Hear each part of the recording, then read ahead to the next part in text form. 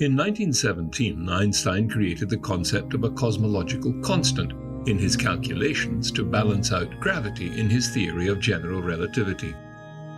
He later abandoned this concept, considering it erroneous. However, with the recent discovery of an accelerating universe, that constant might help explain dark energy. Dark energy is a hypothetical substance that explains why the expansion of the universe is accelerating. So the universe has been expanding ever since the Big Bang, but what's odd, and we've only known this for the last 15 years or so, is that acceleration is getting faster. It's accelerating. Now, naively, you would expect that all of the gravity in the universe, all of the mass, would cause things to pull together and slow down the expansion or have it carry on going at the same rate.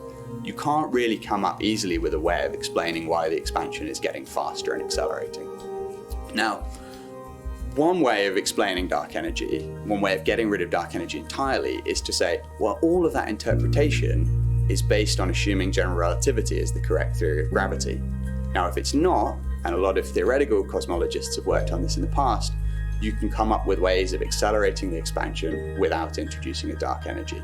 Now, our work, which we found that general relativity is the correct theory on the scale of individual galaxies, tells us that if you want to explain away dark energy, you have to maintain the validity of general relativity on astronomical length scales.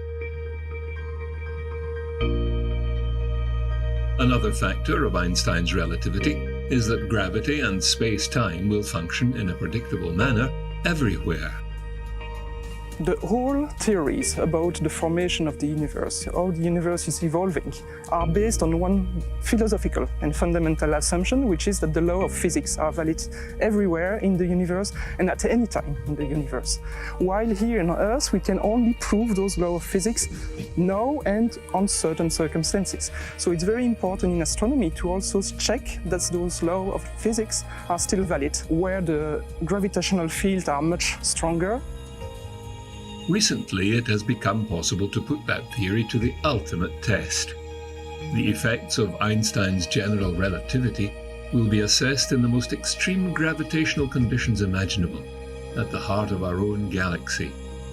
We think we know that this object we have in the galactic center is a black hole, but to prove that, without any doubt, we have to come so close that we actually have to measure the fabric of space-time and see that it's that which the theory of Einstein predicts.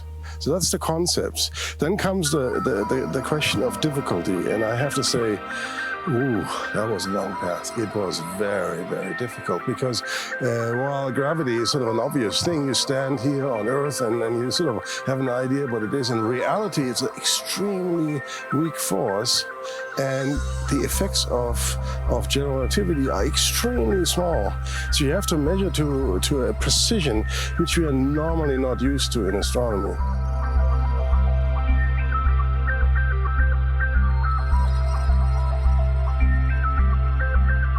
Well, you see, the center of Milky Way, where we suspect there is a black hole, has stars orbiting this central black hole. And these stars are our measurement objects, if you like. They test the gravity of the object. And there's one star in particular, which we've been following now, believe it or not, for 25 years. That's more than half of my scientific career, with telescopes here at ESO in particular. And we've charted the orbit of this star, and we know that around this time, this star will make it as close as 4 times the distance of Neptune to the Sun. That's 17 light hours. So that's very, very close. And that's the unique opportunity to, in fact, test out the gravitational theory, because there gravity is the strongest. The star now moves with about 3% the speed of light, or several hundred times the speed of the Earth around the Sun.